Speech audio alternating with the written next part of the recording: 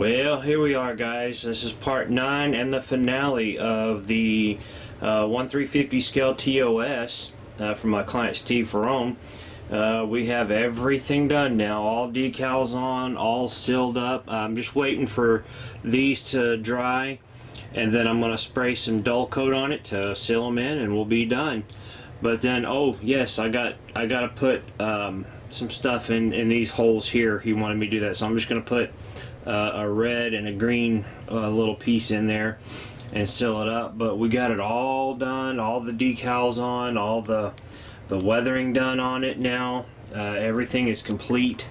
I'm going to send him the little piece that goes on right here for that little phaser turret, because I don't want it breaking off. I'm going to put some kind of a cup over top of this to keep this from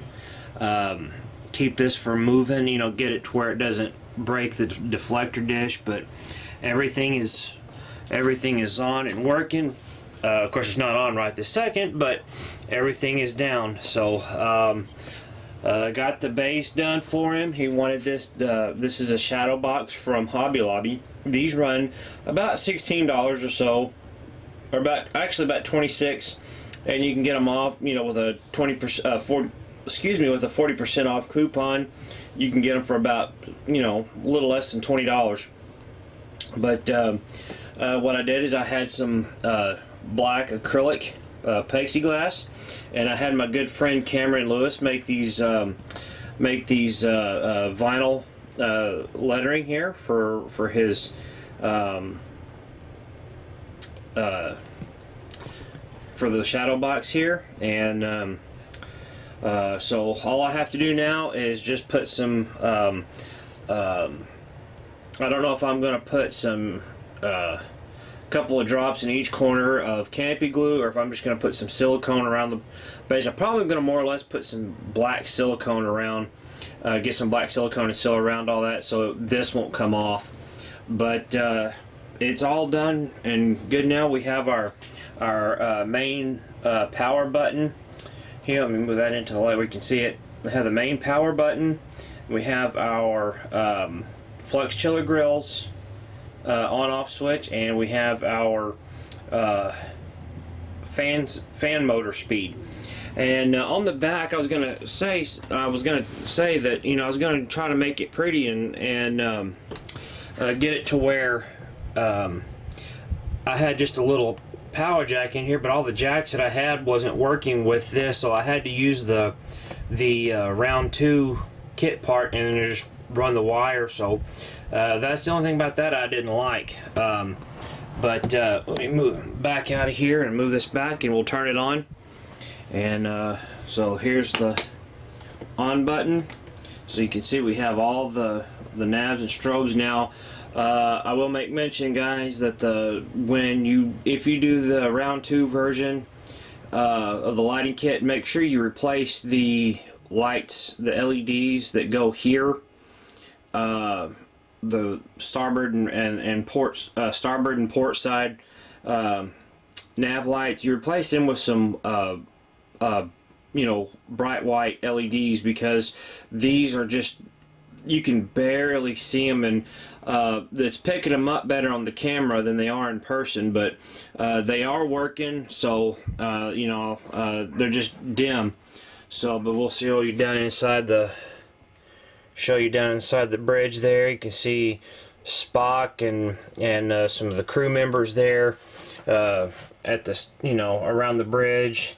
You know, you have Spock in there getting ready for an away mission, and take you to the back now. We'll show you.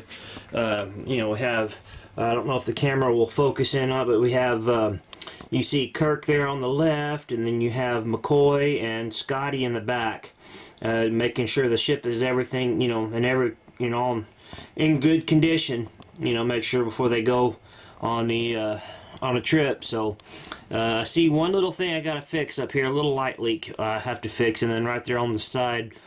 But other than that, that's pretty much all the major issues with it right now. But let me you can see the lights working on the Bassard collectors. And let me turn the switch on, which will be this one here, and we'll turn those on. You can turn those on to where it's a very slow speed up to about where they were in the show, you know, where they were you know, at cruising speed. So, and you can turn them up a little higher if you want to, but I wouldn't recommend it. It'll be noisy if you do. But then we also have our button here for our chiller grills, where you can turn them on and off. So those turned out real nice.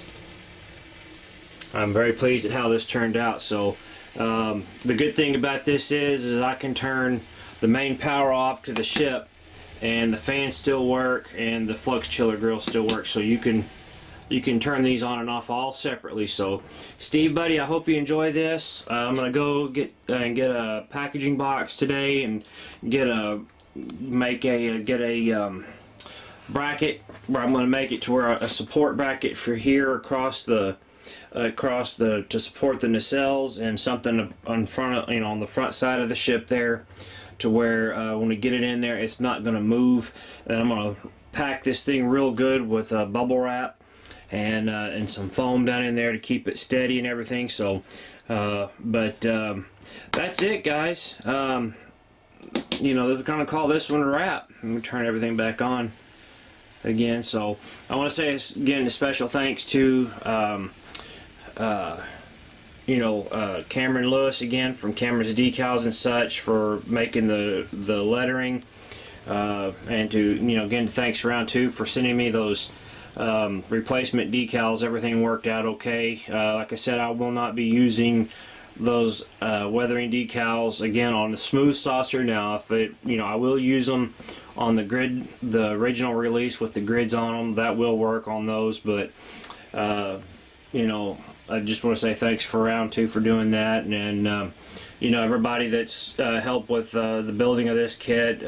Ralph from Tenant Controls with a little bit of sending me some a few parts and whatnot. So alright guys, well, we're going to call this one a wrap, and we're going to be continuing on now with our tribute build just for the channel on the Excelsior.